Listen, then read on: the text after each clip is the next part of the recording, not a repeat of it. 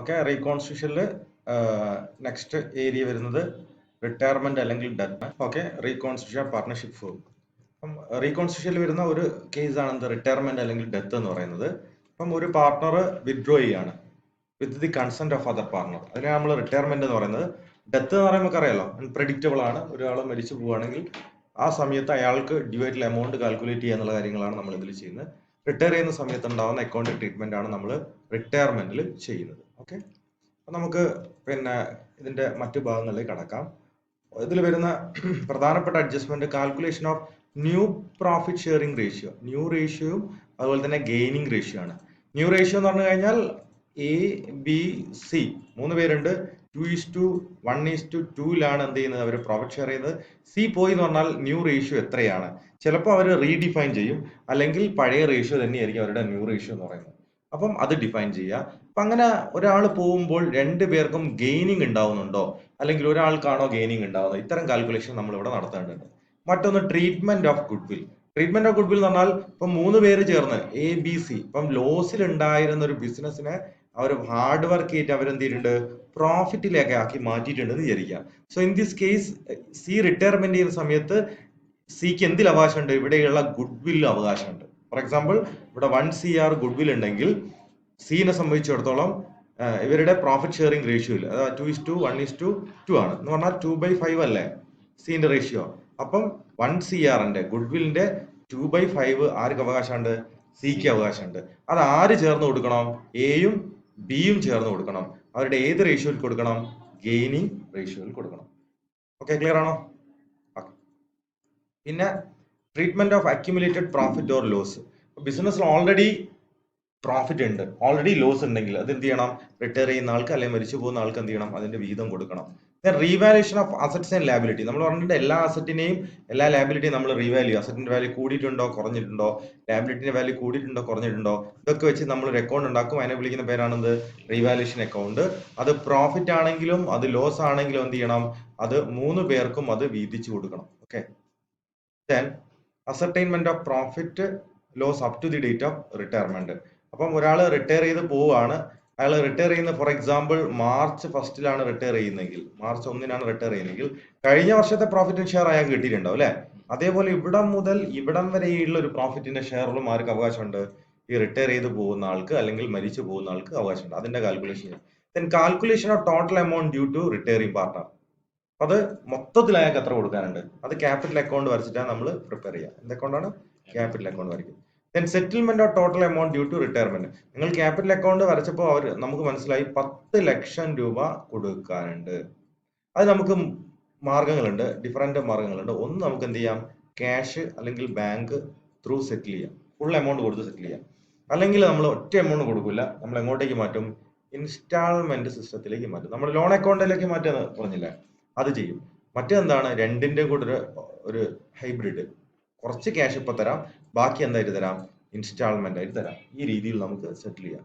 Okay, then settlement of അതാണ് നമ്മളിപ്പോൾ പറഞ്ഞത്. Then adjustment of capital of continuing പാർട്ണറുടെ ക്യാപിറ്റൽ എന്തെങ്കിലും അഡ്ജസ്റ്റ്മെന്റ് വേണമെങ്കിൽ അത്തരം കാര്യങ്ങളും നമ്മൾ ഈ ഒരു ചാപ്റ്ററിൽ ഡിസ്കസ് ചെയ്യുന്നുണ്ട്. ക്ലിയർ ആണോ? Calculation of new profit sharing ratio ആണ്. ഗെയിനിങ് റേഷ്യോ കാൽക്കുലേറ്റ് ചെയ്യുന്ന equation, gaining ratio is equal to new share minus old share. Okay, ഇത് ഗെയിനിങ്ങും സാക്രിഫൈസും തമ്മിലുള്ള ഒരു ചെറിയ ഡിഫറൻസ് ആണ്. ഓക്കെ, നമുക്ക് ഡിസ്കസ് ചെയ്യേണ്ട ആവശ്യമില്ല. അഡ്മിഷന്റെ സമയത്താണ് നമ്മൾ സാക്രിഫൈസിങ്, ദെൻ റിട്ടയർമെന്റ് സമയത്താണ് എന്ത്, ഗെയിനിങ് റേഷ്യോ. രണ്ടിന്റെ ഉദ്ദേശം എന്താണ്, രണ്ടിന്റെ ഉദ്ദേശം നമ്മുടെ ഗുഡ്വില്ലിനെ അഡ്ജസ്റ്റ് ചെയ്യുക എന്നുള്ളതാണ്. ഓക്കെ, ഇവിടെ ഒരു ക്വസ്റ്റ്യൻ ഉണ്ട്, ABC sharing profit and losses in the ratio 4:3:2, be retired from the firm, calculate the gaining ratio of A and C.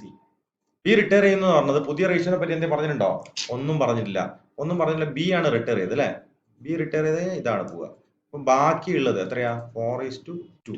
ഇതായിരിക്കും എന്ത്, new ratio between A and C. Old ratio ഇതാണ്.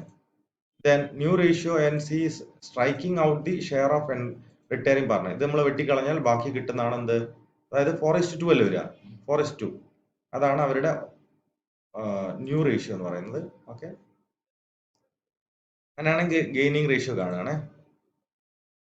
Old ratio as new share is equal to 4/6 minus old എത്രയായിരുന്നു, 4/9 ആയിരുന്നു.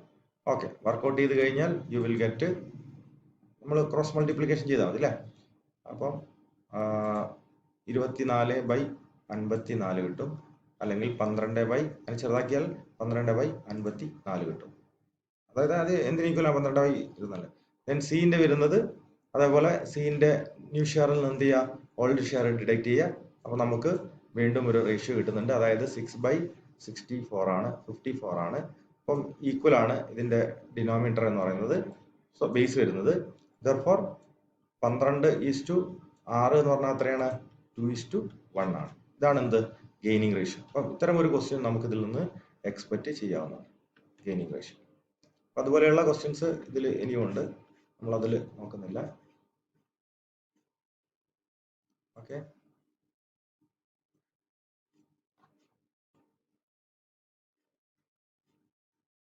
Then treatment of good will. അപ്പം പോകുന്ന ആൾക്ക് നമ്മൾ എന്ത് കൊടുക്കണം, ഗുഡ് വിൽ കൊടുക്കണം അല്ലേ. ഞാൻ പറഞ്ഞു 10 ലക്ഷം വാല്യൂ ഉണ്ട് ഗുഡ് വില്ലിന്, 10 ലക്ഷം. എയും ബിയും സിയും ഉണ്ട്. അവര് പ്രോഫിറ്റ് ഷെയർ ചെയ്യുന്നത് 2:2:1 സി ആണ് പോകുന്നത്. സിക്ക് എത്ര ഷെയർ ഉണ്ടാവും, 1/5 ഉണ്ടാവും. ശരിയല്ലേ? 1/5 എന്ന് പറഞ്ഞാൽ എത്ര ഉണ്ടാവും, 2 ലക്ഷം റുപ്യ ഉണ്ടാവും. ഓക്കെ, ഈ 2 ലക്ഷം റുപ്യ ആര് കൊടുക്കണം, എ ആൻഡ് ബി കൊടുക്കണം. ഓക്കെ, ഫോർ എക്സാമ്പിൾ അവരുടെ ഗെയിനിങ് റേഷ്യോ 1:1 ആണെങ്കിൽ ഒരേപോലെ കൊടുക്കണം. 1 ലാക്ക് ആര് കൊടുക്കണം, എ കൊടുക്കണം. 1 ലാക്ക് ആര് കൊടുക്കണം, ബി കൊടുക്കണം. ഈ രീതിയിലാണ് എന്ത് ചെയ്യുക, നമ്മൾ ഗുഡ് വില്ലിനെ ട്രീറ്റ് ചെയ്യുക. ഓക്കെ, ഓർമ്മിക്കേണ്ട ജേർണൽ എൻട്രി എന്ന് പറഞ്ഞാൽ എയും ബിയും സിയും, സി ആണ് പോകുന്നത് വിചാരിക്കുക. ആരാ കൊടുക്കേണ്ടത്, ആർക്കാ കിട്ടുക, ആരുടെ ക്യാപിറ്റൽ കൂടും, സിന്റെ capital.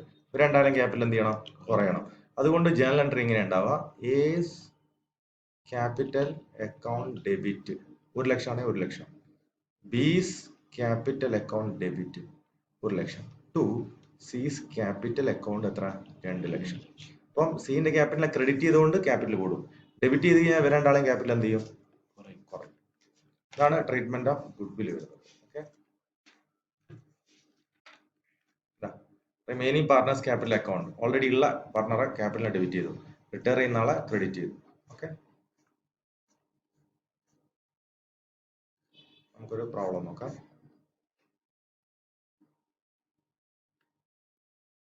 ABC are partners in a firm sharing profit and losses in the 5:3:2. A retired. ഇയാളാ പോകുന്നത്. Okay, firm and goodwill of the firm is 1,20,000. New profit sharing ratio will be equal.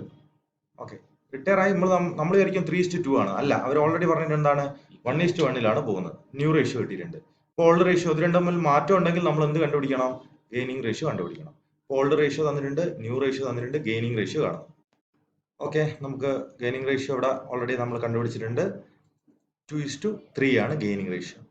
Okay, അപ്പം ഇതെന്തിനാ കണ്ടുപിടിച്ചതെന്ന് പറഞ്ഞു കഴിഞ്ഞാൽ സിക്ക് എത്രയാ, എക്ക് എത്രയാണോ നമ്മൾ കൊടുക്കാനുള്ളത് അത് എന്ത് ചെയ്യണം, 2:3 ഇവർ കൊടുക്കേണ്ടത്. അപ്പൊ അങ്ങനെയാണെങ്കിൽ നമുക്ക് നോക്കാം. ഗെയിനിങ് റേഷ്യോ നമ്മൾ കണ്ടുപിടിച്ചിട്ടുണ്ട്, ടോട്ടൽ ഗുഡ്വിൽ കണ്ടുപിടിച്ചിട്ടുണ്ട്. ടോട്ടൽ ഗുഡ്വിൽ എത്രയാ, 1,20,000. അതിൽ എക്ക് കൊടുക്കേണ്ട എന്താ, അവരുടെ ഷെയർ എത്രയാ, 5/10 അല്ലേ. അപ്പം 1,20,000 ഇൻറ്റു 5/10 ഈസ് ഈക്വൽ ടു 60,000. എക്ക് എത്ര റുപ്യ കൊടുക്കണം, 60,000. ആരൊക്കെ ചേർന്നാ കൊടുക്കേണ്ടത്, അല്ല എ അല്ലേ പോകുന്നത് അല്ലെ, ബിയും സിയും. ഏത് റേഷ്യോ കൊടുക്കണം, 2:3 കൊടുക്കണം അല്ലെ. അപ്പൊ അങ്ങനെയാണെങ്കിൽ നോക്കിയേ, ആരുടെ ക്യാപിറ്റൽ കുറയണം, ബിന്റെയും സിന്റെയും ക്യാപിറ്റൽ കുറയണം. ആരുടെ ക്യാപിറ്റൽ കൂടണം, എയുടെ ക്യാപിറ്റൽ കൂടണം അല്ലെ. അതുകൊണ്ട് ജേർണൽ എൻട്രി ബീസ് ക്യാപിറ്റൽ അക്കൗണ്ട് ഡെബിറ്റ് എത്ര കൊടുക്കാനുള്ളത്, മൊത്തം 60,000 അല്ലേ, 60,000 ഇൻറ്റു ഏത് റേഷ്യോ ഇല്ല, 2:3. അതെന്ന് പറഞ്ഞാൽ 2/5 ഈസ് ഈക്വൽ ടു 24,000. എത്ര വരും, 24,000. ആര് കൊടുക്കും, ബി കൊടുക്കും. ദെൻ സീസ് ക്യാപിറ്റൽ അക്കൗണ്ട് ഡെബിറ്റ്, സി കൊടുക്കേണ്ട 60,000 ഇൻറ്റു 3/5 എത്ര വരും, 36,000 അല്ലെ. അപ്പൊ സിയുടെ ക്യാപിറ്റലിൽ നിന്ന് 36,000 കുറഞ്ഞു, ബിയുടെ ക്യാപിറ്റലിൽ നിന്ന് 24,000 കുറഞ്ഞു. അത് എങ്ങോട്ട് പോയി, ടു എസ് ക്യാപിറ്റൽ. എത്ര വന്നു, 60,000 അല്ലെ, 60,000. ഇതാണ്. ഇത്തരം ജേർണൽ എൻട്രിയും നമ്മളെ എക്സാമിൽ ചോദിക്കാൻ സാധ്യതയുണ്ട്. ക്ലിയർ ആണല്ലോ. ഓക്കെ ആണല്ലോ? ഓക്കെ, വേണമെങ്കിൽ നിങ്ങൾക്ക് ഒന്നുകൂടെ അത് എടുത്ത് നോക്കാവുന്നതാണേ. ഓക്കെ, ഇത് അതേ മോഡൽ തന്നെയുള്ള ഒരു ക്വസ്റ്റ്യൻ ആണ്, നമ്മൾ നോക്കുന്നില്ല.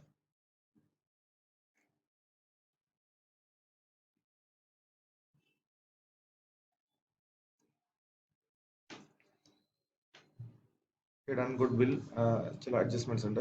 ഇനി treatment of accumulated profit. Okay, accumulated profit എന്ന് പറഞ്ഞാൽ ഓൾറെഡി നമ്മളെ കയ്യിൽ എന്തുണ്ട്? പ്രോഫിറ്റ് ഉണ്ട്. ബാലൻസ് ഷീറ്റിൽ ചിലപ്പോൾ ഓൾറെഡി നമുക്ക് പ്രോഫിറ്റ് തന്നിട്ടുണ്ടാവും. ക്രെഡിറ്റ് ബാലൻസ് പറഞ്ഞാൽ എന്താണ്? പ്രോഫിറ്റ് ആണ് അല്ലെ? ഓൾറെഡി ഇവിടെ 10 ലക്ഷം പ്രോഫിറ്റ് ഉണ്ടാവും. ഓക്കെ, ചിലപ്പം പ്രോഫിറ്റ് ആൻഡ് ലോസ് അക്കൗണ്ടിന് അസറ്റ് സൈഡിൽ പ്രോഫിറ്റ് ലോസ് അക്കൗണ്ട് തന്നെ ഇതെന്താണ്? ശരിക്കും ലോസ് ആണ്. ലയബിലിറ്റി സൈഡ് കണ്ടാലോ അത് പ്രോഫിറ്റ് ആണ്. അപ്പം ഇവിടെ കാണുന്ന ഈ പ്രോഫിറ്റിനെ എന്ത് ചെയ്യണം? പാർട്ട്നേഴ്സിന്റെ ക്യാപിറ്റൽ അക്കൗണ്ടിൽ എടുത്ത് വീതിച്ചു കൊടുക്കണം. അവിടെ ക്യാപിറ്റൽ കൂടും പ്രോഫിറ്റ് കൊടുത്താൽ, ശരിയല്ലേ? ഇനി ലോസ് ആണെങ്കിലോ അവരുടെ ക്യാപിറ്റൽ അക്കൗണ്ടിന്റെ ഏത് സൈഡ് കൊടുക്കണം? ഡെബിറ്റ് സൈഡ് കൊടുക്കണം. ഡെബിറ്റ് സൈഡ് കൊടുക്കണം. അതാണ് അക്യുമുലേറ്റഡ് പ്രോഫിറ്റിന്റെ ജേണൽ എൻട്രി എന്ന് പറയുന്നത്, ലോസിന്റെ ജേണൽ എൻട്രി എന്ന് പറയുന്നത്. ദെൻ ഇപ്പൊ പ്രോഫിറ്റ് ആണെങ്കിൽ പ്രോഫിറ്റിനെ ക്ലോസ് പ്രോഫിറ്റ് ക്രെഡിറ്റ് ബാലൻസിലായിട്ടാണ് ക്ലോസ് ചെയ്യണം, ഡെബിറ്റ് ചെയ്യണം. Journal entry profit and loss account debit to partners capital account എന്നാണ്. ഇത് ലോസ് അല്ലേ? എന്ത് ബാലൻസ് ആ? ഡെബിറ്റ് ബാലൻസ് ആ. ക്ലോസ് ചെയ്യണം, എന്ത് ചെയ്യണം? ക്രെഡിറ്റ് ചെയ്യണം. ക്യാപിറ്റൽ കുറയല്ലേ വേണ്ടത്, അതുകൊണ്ട് partners capital account debit to profit and loss account, loss treat ചെയ്യുന്നത്. ഇനി നിങ്ങൾ നേരത്തെ ഒരു ക്വസ്റ്റ്യനിൽ ചോദിച്ചു റിസർവ് ഉണ്ട് എന്ത് ചെയ്യണം? ബാലൻസ് ഷീറ്റിൽ ഇങ്ങനെ കാണുകയാണ്, നിങ്ങൾ ജനറൽ റിസർവ് എന്ന് കാണുകയാണ്. ഇത് പ്രോഫിറ്റിന് ഈക്വൽ ആണ്, പ്രോഫിറ്റിന് ഈക്വൽ ആയിട്ടുള്ള കാര്യമാണ്. അപ്പൊ ഇതിനെ ക്ലോസ് ചെയ്യണമെങ്കിൽ ഇത് ക്രെഡിറ്റ് ബാലൻസ് ഉള്ള കാര്യമാണ്. ഇതിനെ ക്ലോസ് ചെയ്യണമെങ്കിൽ എന്ത് ചെയ്യണം? ഡെബിറ്റ് ചെയ്യണം. General reserve account debit to partners capital account. പാർട്ട്ണറുടെ ക്യാപിറ്റൽ അക്കൗണ്ടിലേക്കാണ് ഇത് പോകുന്നത്. ഓക്കെ, അപ്പൊ നിങ്ങൾ പാർട്ട്ണറുടെ ക്യാപിറ്റൽ അക്കൗണ്ട് നോക്കുകയാണെങ്കിൽ നോക്കിയേ, ക്യാപിറ്റൽ അക്കൗണ്ടിന്റെ ക്രെഡിറ്റ് സൈഡിൽ ഇവിടെ എന്തുണ്ടാവും? General reserve. അപ്പം 3 പാർട്ട്ണർ ഉണ്ടെങ്കിൽ 3 ആക്കും എന്ത് ചെയ്യും? അത് വീതിച്ചു കൊടുക്കും. ഓക്കെ, പ്രോഫിറ്റ് ആണെങ്കിൽ ഞാൻ നേരത്തെ പറഞ്ഞു, പ്രോഫിറ്റ് ആണെങ്കിൽ നമ്മൾ എന്ത് ചെയ്യും? അത് 3 ആക്കും വീതിച്ചു കൊടുക്കും. ലോസ് ആണെങ്കിലോ പ്രോഫിറ്റ് ആൻഡ് ലോസ് അക്കൗണ്ട് പറഞ്ഞാൽ ഡെബിറ്റിലിട്ട് വീതിച്ചു കൊടുക്കും. ഇതാണ് എന്തിന്റെ ട്രീറ്റ്മെന്റ്? അക്യുമുലേറ്റഡ് പ്രോഫിറ്റിന്റെയും ലോസിന്റെയും റിസർവിന്റെയും ട്രീറ്റ്മെന്റ്. ക്ലിയർ ആണോ? നെക്സ്റ്റ് അക്യുമുലേറ്റഡ് ലോസിന്റെ ട്രീറ്റ്മെന്റ് ആണ് നമ്മൾ കഴിഞ്ഞു. Revaluation of assets and liability നമ്മൾ പറഞ്ഞു. റിവാലുവേഷൻ അക്കൗണ്ട് പ്രിപ്പയർ ചെയ്യുന്നു. ഓക്കെ, പോസിറ്റീവ് ആയിട്ടുള്ള കാര്യങ്ങളെ നമ്മൾ ക്രെഡിറ്റ് ചെയ്യും, നെഗറ്റീവ് ആയിട്ടുള്ള കാര്യങ്ങളെ നമ്മൾ ഡെബിറ്റ് ചെയ്യും. എന്നിട്ട് നമ്മൾ എന്ത് ചെയ്യും? ഇത് ബാലൻസ് ചെയ്യും അല്ലെ? ഓക്കെ, ബാലൻസ് ചെയ്തിട്ട് എനിക്ക് 2 ലക്ഷം രൂപ പ്രോഫിറ്റ് ആണ് കിട്ടിയെങ്കിൽ ഇതിനെന്ത് ചെയ്യും? വീതിച്ചു കൊടുക്കും. ആർക്കൊക്കെ? ഓൾറെഡി ഉള്ള പാർട്ട്നേഴ്സിന് വീതിച്ചു കൊടുക്കും. ഏത് റേഷ്യോയിൽ? അവരുടെ ഓൾഡ് പ്രോഫിറ്റ് ഷെയറിംഗ് റേഷ്യോ അല്ലെങ്കിൽ അവരുടെ പ്രോഫിറ്റ് ഷെയറിംഗ് റേഷ്യോയിൽ വീതിച്ചു കൊടുക്കും. ഇതാണ് റീവാലുവേഷൻ അക്കൗണ്ട്. ഇപ്പം റിവാലുവേഷൻ പ്രോഫിറ്റ് ആണെങ്കിൽ അവരുടെ ക്യാപിറ്റൽ അക്കൗണ്ടിന്റെ ഏത് സൈഡിൽ വരും? ക്രെഡിറ്റ് സൈഡിൽ വരും, ഇവിടെ വരും അല്ലെ? ക്യാപിറ്റൽ കൂടുന്ന ഐറ്റം അല്ലേ? റിവാലുവേഷൻ ലോസ് ആണെങ്കിൽ എവിടെ വരും? ഡെബിറ്റ് സൈഡിൽ വരും. എന്താണ് ഐറ്റമാണ്? ക്യാപിറ്റൽ കുറയുന്ന ഐറ്റം ആണ്. ക്ലിയർ ആണല്ലോ? ടോപ്പിക് കൂടി ascertainment of profit up to the date of retirement നമ്മൾ പറഞ്ഞാണ്. ടോട്ടൽ എമൗണ്ടിന്റെ calculation. Okay, total amount due to retiring partner കാണുന്നതാണ്. ക്യാപിറ്റൽ അക്കൗണ്ടിൽ നമ്മൾ ക്യാപിറ്റൽ അക്കൗണ്ട് വരച്ചിട്ട് അത് കണ്ടുപിടിക്കുക. ആദ്യം ക്യാപിറ്റൽ കാണിക്കണം, ഇൻട്രസ്റ്റ് കിട്ടാനുണ്ടെങ്കിൽ അത് ഉണ്ടാവും. Then share of goodwill ഉണ്ടാവും, ഷെയർ ഓഫ് അൺഡിസ്ട്രിബ്യൂട്ടഡ് പ്രോഫിറ്റ് ഇടും, റീവാലുവേഷൻ പ്രോഫിറ്റ് ഇടും, ജോയിന്റ് ലൈഫ് പോളിസി സറണ്ടേർഡ് വാല്യൂവിന്റെ ഷെയർ ഇടും, profit up to the date of return. ഇതൊക്കെ ക്യാപിറ്റൽ അക്കൗണ്ടിന്റെ ഏത് സൈഡിൽ ഇടും? ക്രെഡിറ്റ് സൈഡിൽ പ്ലേസ് ചെയ്യും. ഡെബിറ്റ് സൈഡിൽ അയാൾ എടുത്ത് വാങ്ങാനുള്ള കാര്യങ്ങൾ എന്തൊക്കെയാ നോക്കിയേ? എന്തൊക്കെയാ വാങ്ങാനുള്ള കാര്യങ്ങൾ എന്ന് പറഞ്ഞാൽ അദ്ദേഹത്തിന്റെ ഷെയർ ഓഫ് അക്യുമുലേറ്റഡ് ലോസ് അല്ലെ? Accumulated loss, then share of revaluation loss, then drawings during the period, interest on drawings, share of loss till the date of retirement. എന്ന് പറഞ്ഞാൽ ഇവിടെ കിട്ടാനുള്ള കാര്യങ്ങളും, ഫോർ എക്സാമ്പിൾ 100 രൂപ ഇയാൾക്ക് കിട്ടാനുണ്ട്, ഇയാൾ 40 രൂപ നമുക്ക് തരാനുണ്ട്. അങ്ങനെയാണെങ്കിൽ എത്ര രൂപ കൊടുത്ത് നമുക്ക് സെറ്റിൽ ചെയ്യാം? 60 രൂപ കൊടുത്ത് നമുക്ക് സെറ്റിൽ ചെയ്യാം. ഓക്കെ, ഇത്രയാണ് റിട്ടയർമെന്റിൽ വരുന്നത്.